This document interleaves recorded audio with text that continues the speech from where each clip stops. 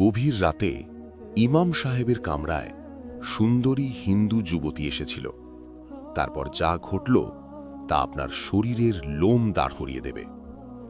প্রাচীন শহর সামারকান্দ, মধ্য এশিয়ার বুকে এক জীবন্ত নগরী। এখানে মুসলিম আলেমের আজানের সুর আর হিন্দু বণিকের মন্দিরের ঘণ্টা একই বাতাসে মেশে। শহরের একেবারে কেন্দ্রে দাঁড়িয়ে আছে বিশাল জামে মসজিদ, নীল গম্বুজ, সাদা মিনার। রাতে চাঁদের আলো পড়লে যেন স্বর্গের দরজা মনে হয়।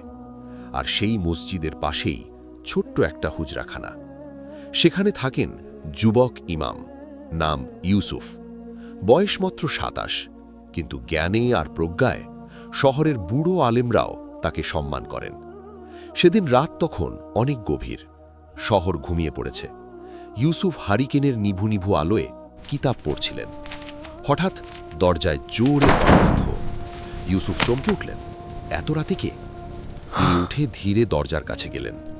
দরজা খুলতেই একটা ঘটনা ঘটল যা তিনি কল্পনাও করেননি।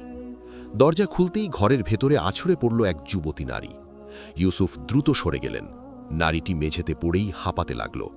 তার পরনে দামি রেশমি শাড়ি, গলায় সোনার হার, হাতে ভারী চুড়ি, কপালে সিঁদুরের লাল দাগ। স্পষ্ট বোঝা যাচ্ছে সে হিন্দু সম্প্রদায়ের এবং অত্যন্ত ধনী পরিবারের। ইউসুফ দ্রুত দৃষ্টি নামিয়ে নিলেন, কিন্তু নারীটি ঝট করে উঠে তার পা জড়িয়ে ধরল। কাঁদতে কাঁদতে বলল, হুজুর, দয়া করুন, আমাকে বের করে দেবেন না, ওরা আমাকে মেরে ফেলবে। ইউসুফ পিছিয়ে গেলেন, শক্ত গলায় বললেন, আপনি কে? এই গভীর রাতে একজন গায়রে মাহরাম নারী আমার হুজরাখানায়? এটা হতে পারে না, আপনি এক্ষুনি এখান থেকে যান। তখন নারীটি কান্না জড়িত কণ্ঠে বলল, হুজুর, আমি জানি এটা আপনার ধর্মের নিয়ম নয়, কিন্তু আমি নিরুপায়। আমার নাম কাবেরী। আমি শহরের প্রধান বণিক রঘুনাথ শেঠের মেয়ে। আজ রাতে শহরের শাসক মির্জা তারিক আমার বাবাকে হত্যা করেছে। এখন তার লোকজন আমাকে খুঁজছে। আমি যদি এখন বাইরে যাই, ওরা আমাকে ছিঁড়ে খাবে। শুধু আজকের রাতটুকু আমাকে আশ্রয় দিন। ইউসুফ থমকে গেলেন। মির্জা তারিক, এই নামটা শুনলে সমরকন্দের মানুষ ভয়ে কাঁপে। নিষ্ঠুর, লোভী, অত্যাচারী। তার হাত থেকে এই শহরের কেউ নিরাপদ নয়। ইউসুফ কিছুক্ষণ চুপ থেকে বললেন, কিন্তু আপনাকে এখানে রাখাও বিপদের। কেউ যদি দেখে ফেলে, তাহলে আমার আর আপনার দুজনেরই মৃত্যু নিশ্চিত। সমাজ এটা মেনে নেবে না। তখন নারীটি কাঁপতে কাঁপতে বলল, মৃত্যু তো বাইরেও অপেক্ষা করছে হুজুর। আপনার এখানে থাকলে অপবাদ জুটবে, কিন্তু বাইরে গেলে ইজ্জত আর প্রাণ দুটোই যাবে। আমি শুনেছি মুসলমানরা আমানত রক্ষা করে। আমি আজ আপনার কাছে আমানত। আপনি কি আমাকে হায়নাদের হাতে তুলে দেবেন? এটা শুনে ইউসুফের কপালে চিন্তার ভাঁজ পড়ল। একদিকে কঠোর ধর্মীয় অনুশাসন, অন্যদিকে একজন অসহায় নারীর জীবন। ইসলাম অসহায়ের পাশে দাঁড়াতে বলে, কিন্তু পরিস্থিতিটা অত্যন্ত জটিল। তাই ইউসুফ দ্রুত সিদ্ধান্ত নিলেন, যা হওয়ার হবে, কিন্তু তিনি সাহায্য করবেন। তিনি দরজা শক্ত করে বন্ধ করলেন, মোটা কাঠের খিল তুলে দিলেন। তারপর কাবেরীকে বললেন, শুনুন, আমি আপনাকে আশ্রয় দিচ্ছি, কিন্তু শর্ত আছে। ফজরের আজানের আগেই আপনাকে এখান থেকে চলে যেতে হবে। আর আমি যতক্ষণ এই ঘরে আছি, আপনি ওই কোণে পর্দার আড়ালে থাকবেন, ভুলেও সামনে আসবেন না। কাবেরী কৃতজ্ঞতায় মাথা নাড়ল। দ্রুত গিয়ে ঘরের কোণে রাখা পুরনো পর্দার আড়ালে নিজেকে লুকিয়ে ফেলল। ইউসুফ আবার কিতাবের সামনে বসলেন, কিন্তু মনোযোগ আর কিতাবে নেই, কান বাইরের দিকে। এভাবে মিনিট 10 পার হল। তারপর শোনা গেল ঘোড়ার খুরের আওয়াজ। একটা না দুটো না, অনেকগুলো ঘোড়া একসাথে। ইউসুফের বুক থক করে উঠল। মির্জা তারিকের সৈন্যরা এসে গেছে। বাইরে থেকে এক কর্কশ কণ্ঠ ভেসে এলো, ইমাম সাহেব, দরজা খুলুন। ইউসুফ শান্ত থাকার চেষ্টা করলেন। উঠে দরজার কাছে গেলেন, কিন্তু খুললেন না। ভেতর থেকে বললেন, কে? এত রাতে আল্লাহর ঘরে কি চাই? বাইরে থেকে সেনাপতি গর্জে উঠল, আমরা মির্জা তারিকের লোক। খবর পেয়েছি এক হিন্দু মেয়ে পালিয়ে এদিকে এসেছে। কেউ দেখেছে সে মসজিদের সীমানায় ঢুকেছে। দরজা খুলুন, তল্লাশি করব। ইউসুফ শক্ত গলায় বললেন, এটি মসজিদ, আল্লাহর ঘর। এখানে কোনো পলাতক নেই। আমি ইবাদত করছি, বিঘ্ন ঘটাবেন না। সেনাপতি অট্টহাসি দিয়ে বলল, ইবাদত পরে হবে, আমাদের কাছে খবর পাকা। দরজা না খুললে ভেঙে ঢুকব, আর যদি মেয়েটাকে আপনার ঘরে পাওয়া যায়, তাহলে আজ রাতেই আপনার ইমামতি শেষ। ইউসুফ তখন তাকালেন সেই কোণের দিকে, যেখানে কাবেরী লুকিয়ে আছে। মেয়েটা নিশ্চয়ই ভয়ে কুঁকড়ে আছে। ইউসুফ দ্রুত ভাবলেন, যদি ওরা ভেতরে ঢোকে তাহলে শুধু মেয়েটা ধরা পড়বে না, একজন ইমামের ঘরে হিন্দু মেয়েকে পাওয়ার অপরাধে পুরো শহরে দাঙ্গা বেঁধে যাবে, আর মেয়েটাকে তাদের হাতে তুলে দেওয়া মানে তাকে মৃত্যুর মুখে ঠেলে দেওয়া। তখন ইউসুফের চোখ পড়ল ঘরের কোণে রাখা বড় সিন্দুকটার দিকে। ভেতরে কিতাব রাখা হয়, বেশ বড়, একজন মানুষ কোনো রকমে ঢুকতে পারবে। ইউসুফ ফিসফিস করে ডাকলেন, কাবেরী, এদিকে আসুন। কাবেরী পর্দার আড়াল থেকে বেরোল। ইউসুফ সিন্দুকের দিকে ইশারা করে বললেন, ওরা দরজা ভেঙে ফেলবে, আপনাকে এই সিন্দুকের ভেতরে ঢুকতে হবে। শ্বাস নিতে কষ্ট হবে, কিন্তু এছাড়া কোনো উপায় নেই। কাবেরী একটুও দেরি না করে সিন্দুকের ভেতরে ঢুকে কুঁকড়ে বসে গেল। ইউসুফ ডালা বন্ধ করলেন, কিন্তু তালা দিলেন না, যাতে সামান্য বাতাস ঢুকতে পারে। তারপর নিজের গায়ের জুব্বা খুলে সিন্দুকের ওপর ছড়িয়ে দিলেন। জায়নামাজ বিছিয়ে ঠিক সিন্দুকের সামনেই নামাজে দাঁড়িয়ে গেলেন। ঠিক তখনই বিকট শব্দে দরজার খিল ভেঙে 3 জন সশস্ত্র সৈন্য হুজরাখানায় ঢুকে পড়ল। তাদের হাতে খোলা তলোয়ার। সেনাপতি সামনে এলো। ইউসুফ তখন নামাজে, নড়লেন না, সেজদায় পড়ে রইলেন। সেনাপতি পুরো ঘর তল্লাশি করল, কিন্তু কেউ নেই। তারপর তার দৃষ্টি পড়ল সেজদারত ইউসুফের সামনে থাকা বড় সিন্দুকটার দিকে, যার উপর জুব্বা রাখা। সেনাপতি এগিয়ে গেল, তলোয়ারের আগা দিয়ে জুব্বাটা সরালো, কিন্তু ইউসুফের সেজদা শেষ হলো না। ঠিক সেই মুহূর্তে বাইরে থেকে আরেকজন সৈন্য দৌড়ে এসে বলল, সেনাপতি সাহেব, খবর এসেছে, মেয়েটাকে নদীর ঘাটের দিকে দৌড়াতে দেখা গেছে, এখানে সময় নষ্ট করছে কেন? সেনাপতি তখন একবার ইউসুফের দিকে তাকালো, তারপর সিন্দুকের দিকে। সন্দেহ তখনও যায়নি তার মন থেকে। সে বলল, ইমাম সাহেব, নামাজ কি শেষ হবে না? নামাজ শেষ হলেই কি কোনো গোপন রহস্য বের হবে? তখন ইউসুফ শান্তভাবে আল্লাহু আকবার বলে সোজা হয়ে বসলেন। সেনাপতির চোখের দিকে সরাসরি তাকিয়ে বললেন, আল্লাহর ঘরে আপনারা অস্ত্র নিয়ে ঢুকেছেন, এটা কি শাসকের হুকুম, নাকি আপনারা আল্লাহর চেয়েও বড় হয়ে গেছেন? সেনাপতি ধমক দিয়ে বলল, তর্ক করবেন না, সিন্দুকে কি আছে?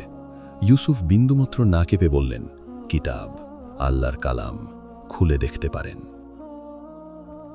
তবে মনে রাখবেন, যদি আপনারা যা খুঁজছেন তা না পান, তাহলে আল্লাহর ঘরের অবমাননার জন্য কিয়ামতের দিন জবাব দিতে হবে। ইউসুফের কণ্ঠে এমন এক ভয়ঙ্কর গাম্ভীর্য ছিল যে সেনাপতি মুহূর্তের জন্য থমকে গেল। সে ভাবল, একজন ইমাম মিথ্যা বলবেন না। অতঃপর সেনাপতি সঙ্গীদের বলল, চল ঘাটে যাই, এখানে সময় নষ্ট করে লাভ নেই। সৈন্যরা বেরিয়ে গেল।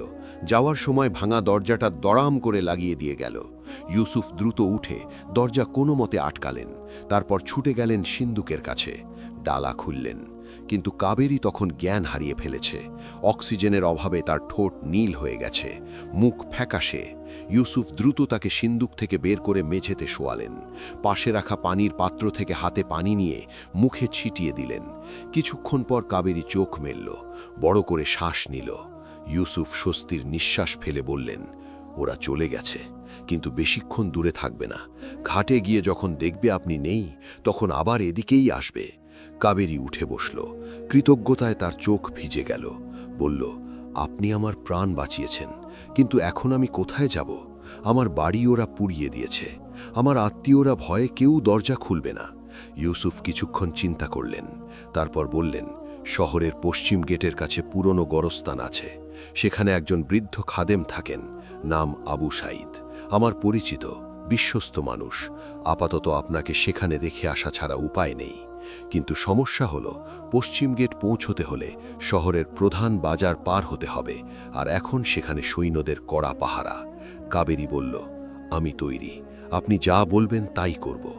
ইউসুফ বললেন, আপনার এই পোশাকে যাওয়া যাবে না, দেখলেই চিনে ফেলবে। তিনি আলমারি খুললেন, ভেতর থেকে একটি কালো বোরখা বের করলেন। এটি তার মায়ের স্মৃতিচিহ্ন, মারা যাওয়ার পর থেকে যত্ন করে রেখে দিয়েছিলেন। বললেন, এটা পরুন, মাথা থেকে পা পর্যন্ত ঢেকে নিন, একটা কথাও বলবেন না। কেউ প্রশ্ন করলে আমি উত্তর দেব। আপনি আমার স্ত্রী সেজে আমার সাথে যাবেন। কাবেরী চমকে বলল, তাই বলে স্ত্রী সাজব? ইউসুফ বললেন, এছাড়া কোনো উপায় নেই। প্রহরীরা আটকালে বলবো আমার স্ত্রী অসুস্থ, হাকিমের কাছে নিয়ে যাচ্ছি। একজন ইমাম অসুস্থ স্ত্রীকে নিয়ে রাতে বের হলে কেউ সাধারণত সন্দেহ করে না। কাবেরী বোরখাটা হাতে নিল। ভিন্ন ধর্ম, ভিন্ন সংস্কৃতি, কিন্তু আজ জীবন বাঁচাতে এই পোশাক পরতে হবে। বোরখা পরার পর কাবেরীকে চেনার কোনো উপায় নেই। ইউসুফ হারিকেন হাতে নিয়ে বললেন, চলুন, ভোর হওয়ার আগেই ফিরতে হবে। তারা দুজন গভীর রাতে রাস্তায় নামল। ইমাম ইউসুফ সামনে, পেছনে বোরখা পরা কাবেরী। জনমানবহীন রাস্তা, মশালের আলোয় পাথরের রাস্তা চকচক করছে। কিছু দূর যাওয়ার পর বাজারের মোড়ে দেখা গেল একদল মশালধারী প্রহরী দাঁড়িয়ে আছে, প্রত্যেককে থামাচ্ছে। ইউসুফ ফিসফিস করে বললেন, ভয় পাবেন না, শুধু আমার পাশে থাকবেন, হাত ধরবেন না, দূরত্ব রাখবেন, কিন্তু বেশি দূরেও যাবেন না। প্রহরীদের সামনে আসতেই একজন পথ আটকাল, বলল, দাঁড়ান, এত রাতে কোথায় যাচ্ছেন? ইউসুফ হারিকেন উঁচিয়ে ধরলেন, যাতে আলো নিজের মুখে পড়ে। বললেন, আমি মসজিদের ইমাম ইউসুফ। প্রহরীটি চিনতে পারল, বলল, ওহ হুজুর, মাফ করবেন, কিন্তু এত রাতে কোথায়? ইউসুফ শান্ত গলায় বললেন, আমার স্ত্রী হঠাৎ অসুস্থ হয়ে পড়েছেন, পেটে তীব্র ব্যথা, পশ্চিম পাড়ার হাকিমের কাছে নিয়ে যাচ্ছি, দেরি করা সম্ভব ছিল না। প্রহরীটি পেছনে বোরখা পরা কাবেরীর দিকে তাকালো, বলল, হুজুর, আজ রাতে কড়াকড়ি আছে, মির্জার হুকুম, সন্দেহজনক কাউকে দেখলেই আটক করতে হবে, একজন পলাতককে খোঁজা হচ্ছে। ইউসুফ বললেন, আমি কি পলাতক, নাকি আমার অসুস্থ স্ত্রী পলাতক? আমাদের যেতে দাও, দেরি হলে অঘটন ঘটে যেতে পারে। প্রহরীটি ইতস্তত করল। তখন পাশের আরেকজন প্রহরী এগিয়ে এসে বলল, যেতে দে, হুজুর মিথ্যে বলবেন না, রাস্তা ছাড়। প্রহরীরা সরে দাঁড়াল। ইউসুফ পা বাড়ালেন, কাবেরীও তাকে অনুসরণ করল। দুজনের বুকই তখন ঢিপ ঢিপ করছে। কিছু দূর এগোতেই আরেকটা গেট, সেখানে দাঁড়িয়ে এক বিশাল দেহী দরওয়ান, নাম মুর্তজা। এই লোক কথাই ভোলে না, চোখে পড়লে ছাড়ে না। মুর্তজা দূর থেকে তাদের আসতে দেখে বিশাল কুঠারটা মাটিতে ঠুকে হুঙ্কার দিল, থামো। ইউসুফ থামলেন। মুর্তজা এগিয়ে এলো, কাবেরীর কাছে গিয়ে নাক উঁচিয়ে গভীরভাবে শ্বাস নিল। তারপর কর্কশ গলায় বলল, এই নারীর শরীর থেকে দামি রেশমি কাপড়ের গন্ধ আসছে। গরিব ইমামের বউ রেশমি কাপড় পরে না, আর এই নারীর পায়ে সোনার নূপুর আছে, যার শব্দ আমি এখান থেকেই পাচ্ছিলাম। ইউসুফ শিউরে উঠলেন। বোরখার নিচে কাবেরীর পায়ের নূপুর খোলার সময় হয়নি। মুর্তজা কুঠার তুলে বলল, বোরখা খোলো, দেখতে চাই ভেতরে কে। ইউসুফ মুর্তজার সামনে গিয়ে সরাসরি দাঁড়ালেন। হাতে কোনো অস্ত্র নেই, শুধু বুক ভরা ঈমান। বললেন, এই নারীর গায়ে হাত দেওয়ার আগে আমাকে মারতে হবে। মুর্তজা হেসে বলল, তাহলে তাই হোক। সে কুঠার ঘোরালো। ঠিক সেই মুহূর্তে অন্ধকার থেকে একটি তীর এসে বিঁধল মুর্তজার হাতে। কুঠারটা ছিটকে পড়ে গেল।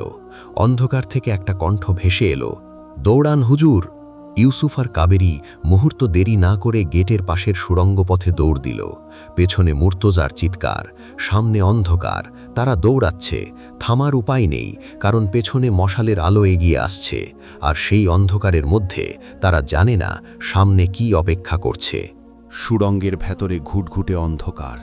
ইউসুফ এক হাতে হারিকেন ধরে ছুটছেন, পেছনে কাবেরী, তার শ্বাস ফুলে উঠেছে। বোরখার নিচে ভারী রেশমি কাপড় শরীরের সাথে লেপ্টে আছে। দৌড়ানো কঠিন হয়ে পড়ছে, কিন্তু থামার উপায় নেই। পেছনে মশালের আলো দেখা যাচ্ছে, মুর্তজার চিৎকার ভেসে আসছে, ধরো ওদের, পালাতে দিও না। সুড়ঙ্গটা সরু, দুজন পাশাপাশি হাঁটার জায়গা নেই। মাথার ওপর পাথরের ছাদ, দেয়ালে শ্যাওলা জমে আছে। হারিকেনের কাঁপা আলোয় সবকিছু ভুতুরে দেখাচ্ছে। হঠাৎ সামনে থেকে একটা কণ্ঠ ভেসে এলো, এদিকে আসুন, দ্রুত। ইউসুফ থামলেন। অন্ধকার থেকে একটা ছায়া মূর্তি এগিয়ে এলো, হাতে ধনুক, মুখ কালো কাপড়ে ঢাকা। ইউসুফ সতর্ক হয়ে বললেন, তুমি কে? তুমিই কি গেটে তীর ছুঁড়েছিলে? ছায়ামূর্তি মুখের কাপড় সরালো। এক তেজি তরুণী, বয়স 20-এর বেশি হবে না, চোখের দৃষ্টি তীক্ষ্ণ। বলল, আমার নাম জুবায়দা। আমি মির্জা তারিকের প্রাসাদে কাজ করি, কিন্তু আমি বিদ্রোহীদের গুপ্তচর। কাবেরীকে বাঁচানো আমার দায়িত্ব। কাবেরী অবাক হয়ে বলল, তুমি আমাকে চেনো? জুবায়দা বলল, আপনার বাবা রঘুনাথ শেঠ আমাদের আন্দোলনে অনেক সাহায্য করতেন। তার মৃত্যুর খবর পেয়েই আমি বেরিয়ে পড়েছি। ইমাম সাহেব, আপনি অনেক ঝুঁকি নিয়েছেন, এখন দায়িত্ব আমার। ইউসুফ বললেন, তুমি একা পারবে না, মুর্তজার বাহিনী পেছনে আছে, নদী পার হওয়া সহজ হবে না।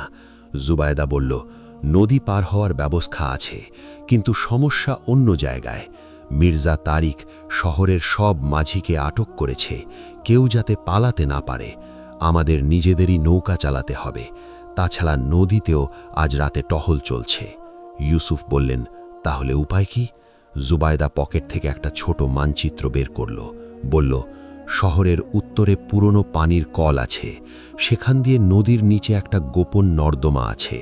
সেই পথে গেলে সরাসরি নদীর ওপারের জঙ্গলে উঠতে পারব, কিন্তু পথটা বিপজ্জনক, সাপ আর কুমিরে ভরা। কাবেরী বলল, আমি আর পারছি না, পা চলছে না। ইউসুফ বললেন, থামার সময় নেই, চলুন। তারা তিনজন অন্ধকারের মধ্যে দিয়ে উত্তরের দিকে রওনা দিল, কিন্তু তারা জানত না পেছনে একজন তাদের পিছু নিয়েছে। মুর্তজা, হাতে তীরের ক্ষত, রক্ত পড়ছে, কিন্তু সে দমেনি। কুকুরের মতো গন্ধ শুকে শুকে সে এগোচ্ছে। সাথে 10 জন দুর্ধর্ষ যোদ্ধা, তাদের হাতে মশাল, তাদের চোখে হিংস্রতা। পুরনো পানির কলের কাছে পৌঁছতে পৌঁছতে ভোরের আভা দেখা গেল। দূরে আজানের ধ্বনি ভেসে আসছে। ইউসুফের বুকটা কেমন হু হু করে উঠল। আজ ফজরের নামাজ তার মসজিদে পড়াতে পারলেন না, হয়তো আর কোনোদিন পারবেন না, কিন্তু এখন সেই কথা ভাবার সময় নেই। পুরনো পানির কলটা বিশাল পাথরের তৈরি, নিচ দিয়ে কালো নোংরা পানি নদীতে পড়ছে, দুর্গন্ধ নাকে লাগছে। জুবাইদা বলল, আমাদের এই পানির ভেতর দিয়েই যেতে হবে। কাবেরী নাক কুচকাল, কিন্তু কিছু বলল না। জীবন বাঁচানোর প্রশ্ন। তারা নামতে শুরু করল। পানি কোমর সমান, প্রচণ্ড দুর্গন্ধ, ঠান্ডায় শরীর অবশ হয়ে আসছে। হঠাৎ পেছনে বিকট শব্দ হল। মুর্তজা তার বাহিনী নিয়ে হাজির। চিৎকার করে বলল, ওরে শয়তানের বাচ্চারা, ভেবেছিলি পালাতে পারবি? সৈন্যরা তাদের ঘিরে ফেলতে শুরু করল। সামনে নদী, পেছনে মুর্তজা, দুই পাশ বন্ধ। ইউসুফ জুবাইদাকে বললেন, তোমরা নর্দমার ভেতরে ঢোকো, আমি ওদের আটকাচ্ছি। জুবাইদা বলল, অসম্ভব, আপনি একা মারা যাবেন। ইউসুফ ঘুরে দাঁড়ালেন, মুর্তজার দিকে সরাসরি তাকালেন। তার চোখে ভয় নেই, কণ্ঠে কাঁপন নেই।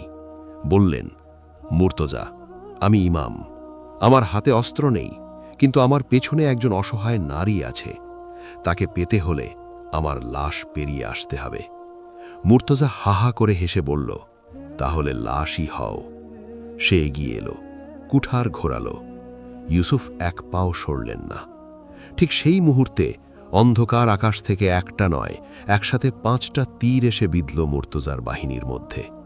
3 জন সৈন্য মাটিতে পড়ে গেল, বাকিরা থমকে গেল। অন্ধকার থেকে অনেকগুলো ছায়ামূর্তি বের হয়ে এলো, তাদের হাতে তরবারি। তারা মির্জা তারিকের সৈন্যদের ঘিরে ফেলল।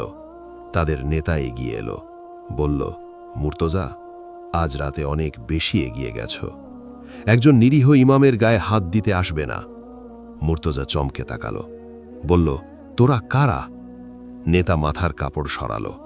শহরের পুরনো বাসিন্দারা তাকে চেনে। নাম সালমান আল ফার্সি নয়, তবে সে সালমানের মতোই এই শহরের আড়ালে লড়াই করে।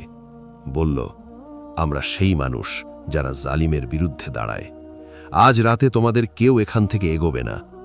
মুর্তজা পিছিয়ে গেল, কিন্তু চোখে আগুন। বলল, এটা শেষ নয়, মির্জা এই কথা জানলে তোদের সবার মাথা যাবে। নেতা হাসল, বলল, মির্জার দিন শেষ হয়ে আসছে, সে জানে না। ততক্ষণে ইউসুফ, কাবেরী আর জুবাইদা নর্দমার ভেতরে ঢুকে গেছেন, পানির ভেতর দিয়ে এগোচ্ছেন। অন্ধকার, ঠান্ডা, দুর্গন্ধ। কাবেরীর পা কাঁপছে, কিন্তু সে থামছে না। এক সময় তারা একটা পাথরের দেয়ালের সামনে এসে পড়ল। পথ বন্ধ। জুবাইদা হারিকেন তুলে দেয়াল পরীক্ষা করল, বলল, এই পাথরগুলো আলগা, ধাক্কা দিলে সরবে। ইউসুফ আর জুবাইদা মিলে ধাক্কা দিতে শুরু করলেন। একটা পাথর নড়ে উঠল, তারপর আরেকটা। কিছুক্ষণ পর একটা গর্ত তৈরি হলো। ওপাশ থেকে ঠান্ডা বাতাস এলো, মানে বাইরের দিকে যাচ্ছে। তারা একে একে গর্ত দিয়ে বের হলো। বের হয়ে দেখল চারদিকে ঘন জঙ্গল, আকাশে ভোরের লাল আভা, নদীর শব্দ কাছেই। জুবাইদা বলল, নৌকো এদিকেই আছে, চলুন। তারা জঙ্গলের ভেতর দিয়ে এগোলো।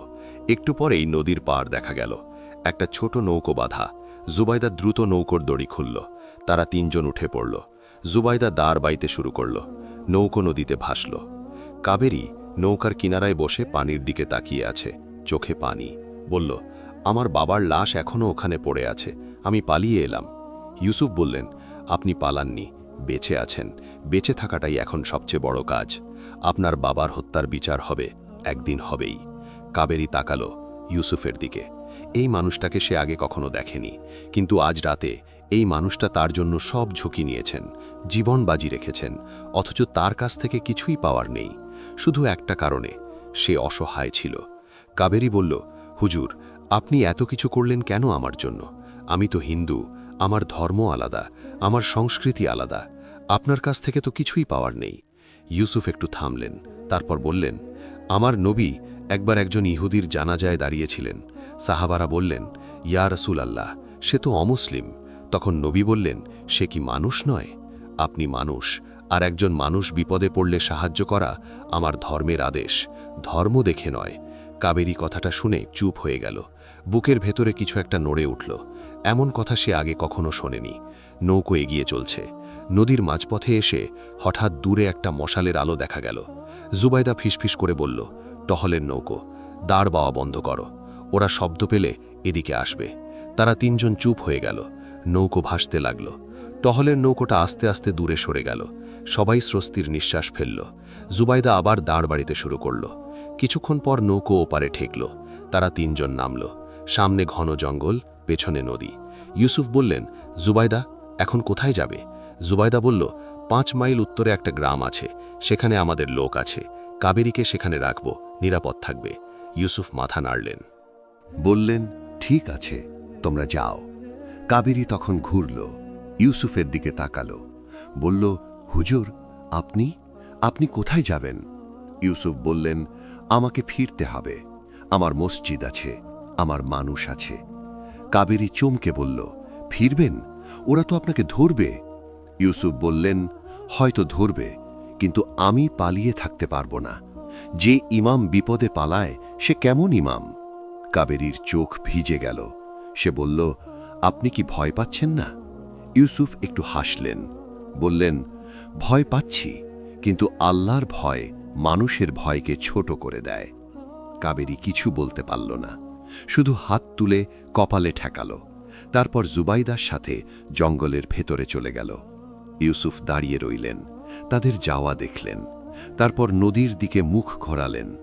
ওপারে শহরে মির্জা তারিকের সৈন্য তাকে ধরার জন্য অপেক্ষা করছে হয়তো। কিন্তু ইউসুফ ভয় পেলেন না। নৌকায় উঠলেন, দাঁড় ধরলেন এবং নদী পার হতে শুরু করলেন।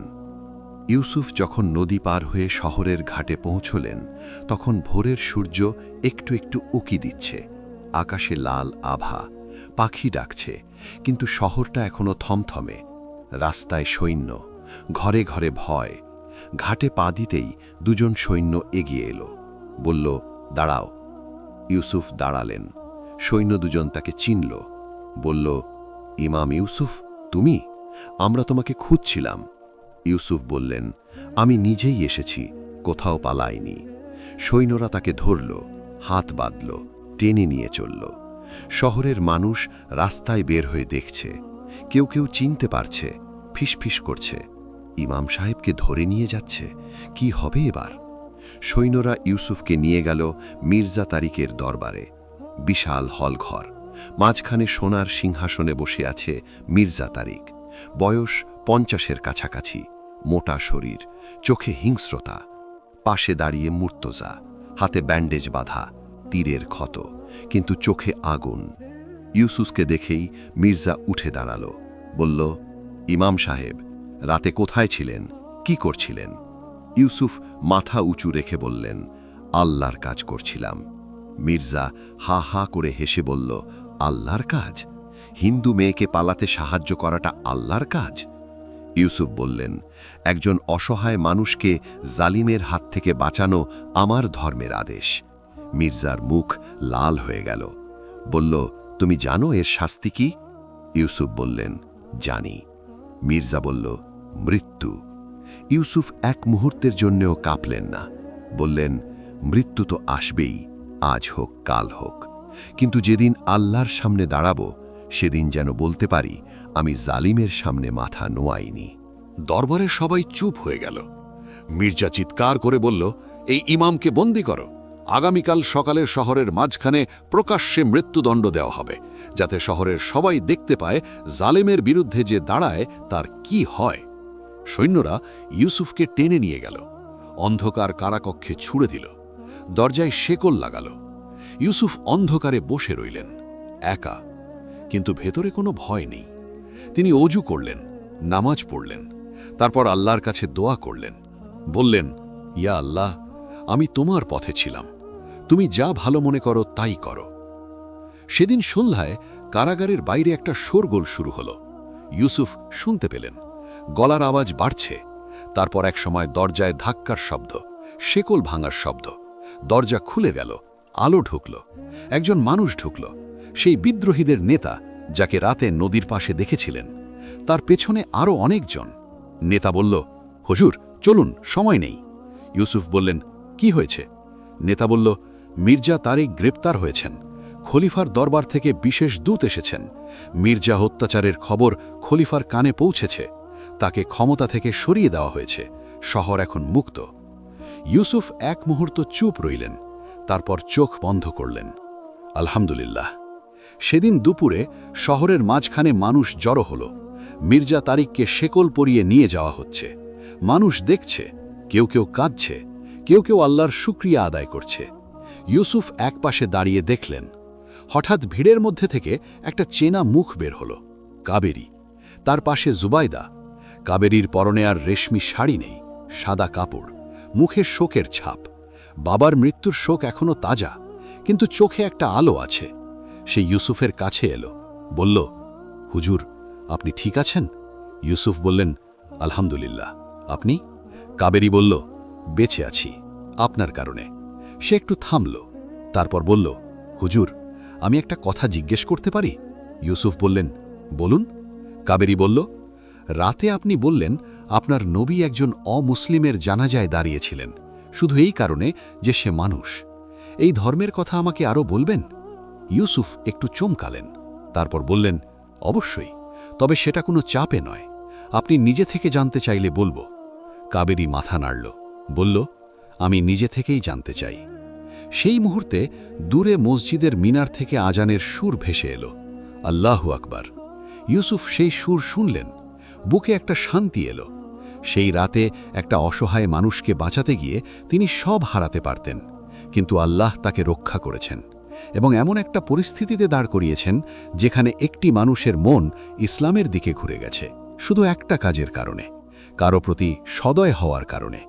ইউসুফ মসজিদের দিকে পা বাড়ালেন। পেছনে শহরের মানুষ, পেছনে নতুন ভোর, এবং একটা সত্য মনে মনে উচ্চারণ করলেন। জালেমের সামনে মাথা নোয়ানো কাপুরুষতা, কিন্তু আল্লাহর সামনে মাথা নোয়ানো সবচেয়ে বড় সাহস। প্রিয় দর্শক, গল্পটি এখানেই শেষ হল। ইমাম ইউসুফ সেই রাতে শুধু একটা প্রাণ বাঁচাননি, তিনি দেখিয়েছিলেন ইসলাম কি। ধর্ম দিয়ে মানুষ বিচার না করে মানুষকে মানুষ হিসেবে দেখা, সেটাই ছিল তার সবচেয়ে বড় দাওয়া।